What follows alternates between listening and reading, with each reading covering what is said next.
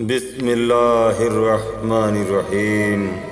کربلا کی جلتی ہوئی زمین پر حسین بے یار و مددگار یکا و تنہا ظالموں کے ہجوم میں کھڑے ہیں۔ پیراہن محمدی سے بے تن ہے مگر تیروں سے چھلنی اور خون سے رنگین ہے۔ رسول عربی کا ماما بالائے سر ہے مگر پارا پارا اور خون آلود ہے۔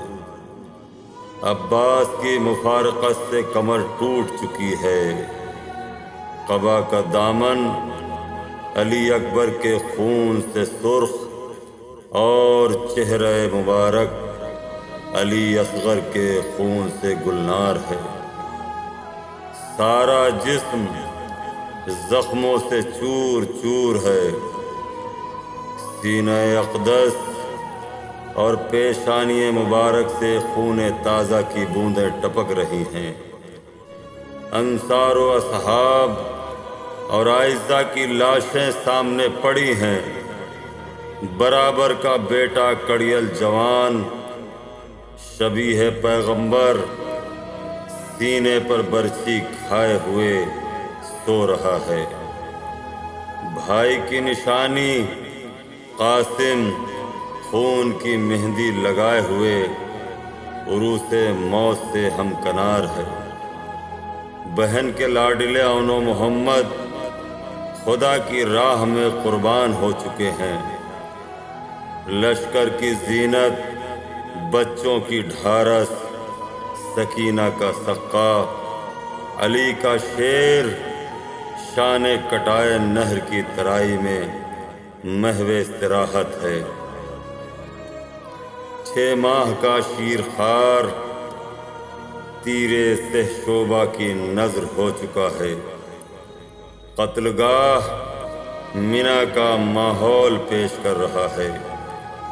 خیام سے بھوکے پیاسے بچوں کی جگر سوز صدائیں بلند ہو رہی ہیں۔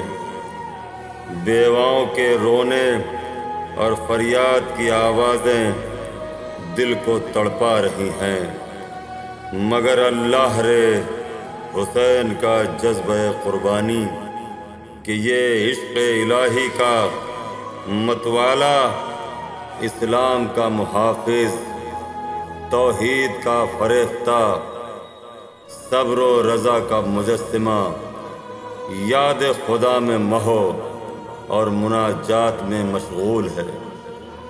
جیسے جیسے مصائب اور آلام بڑھتے جا رہے ہیں چہرہ کھلتا جا رہا ہے اور آپ کے ہونٹوں پر یہ کلمات ہیں: پالنے والے، میں اپنی زندگی سے زیادہ اس موت کو عزیز رکھتا ہوں جو تیری راہ میں واقع ہو۔ مجھے اس میں خوشی ہوگی کہ میں 70 مرتبہ تیری راہ میں قتل کیا جاؤں۔ میرے معبود، وہ قتل میرے لیے زندگی ہے جس میں تیرے دین کی نصرت مضمر ہو۔ یہ کہہ کر آپ نے تلوار نیام میں رکھ لی کیونکہ صدائے آسمانی آ گئی تھی کہ اے حسین، طفلی کا وعدہ پورا کرو۔ تلوار کا نیام میں رکھنا تھا کہ سارا لشکر سمٹ کر آ گیا۔ مسلسل حملے شروع ہو گئے اور 40 افراد نے گھیر کر وار کرنا شروع کر دیا۔ آپ پر چاروں طرف سے وار ہو رہے تھے کہ اچانک کسی ملعون نے پیشانی اقدس پر پتھر مارا۔ اس کے فوراً بعد ابو الحتوف جعفی ملعون نے جبین اقدس پر تیر مارا۔ آپ نے اسے نکال کر پھینک دیا اور خون صاف کرنے کے لیے دامن اٹھایا کہ سینہ مبارک اقدس میں ایک تیرے سے شعبہ پیوست ہو گیا جو زہر میں بجھا ہوا تھا۔ اس کے بعد صالح ابن وہب لعین نے آپ کے پہلو پر اپنی پوری طاقت سے ایک نیزہ مارا، جس کی تاب نہ لا کر آپ زمین گرم پر داہنے رخسار کے بھل گر پڑے، لیکن یہ آپ کی قوت ارادی تھی کہ آپ پھر اٹھ کھڑے ہوئے۔ ورع ابن شریک لعین نے آپ کے داہنے شانے پر تلوار لگائی اور دوسرے ملعون نے داہنی طرف وار کیا، آپ پھر زمین پر گر پڑے۔ سنان ابن انس ملعون نے آپ کی ہنسلیوں پر نیزے کا وار کیا اور پھر اسے کھینچ کر دوسری دفعہ سینہ اقدس پر مارا، پھر ایک تیر آپ کے گلوے مبارک پر لگا۔ اس کے بعد مالک بن نصر کندی ملعون نے سر اقدس پر تلوار لگائی۔ حسین ابن نمیر ملعون نے دہنے مبارک پر تیر مارا۔ ابو ایوب غنوی ملعون نے حلق پر حملہ کیا۔ نصر بن حرشہ ملعون نے جسم پر تلوار لگائی۔ یہ دیکھ کر عمر سعد نے آواز دی کہ اب دیر کیوں کر رہے ہو، سر کاٹ لو۔ سر کاٹنے کے لیے شیس ابن ربعی لعین بڑھا۔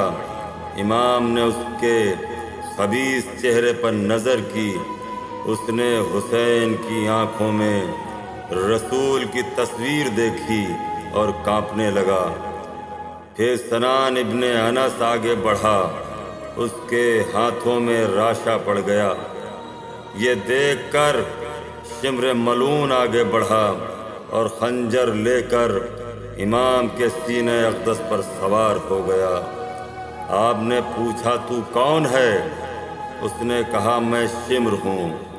فرمایا کیا تم مجھے نہیں پہچانتا؟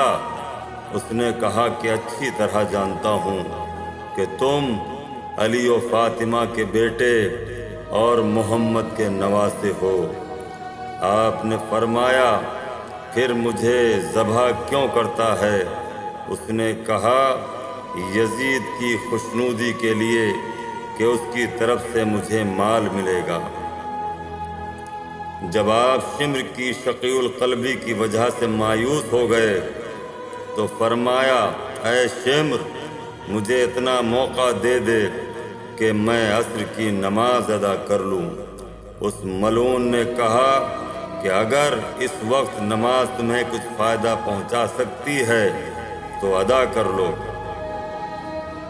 جس کے بعد آپ نے سجدہ خالق میں ادھر سر رکھا، ادھر شمر نے آپ کے فرق مبارک کو پشت کی جانب سے خنجر کی 12 ضربوں میں قطع کر کے بلند کر دیا۔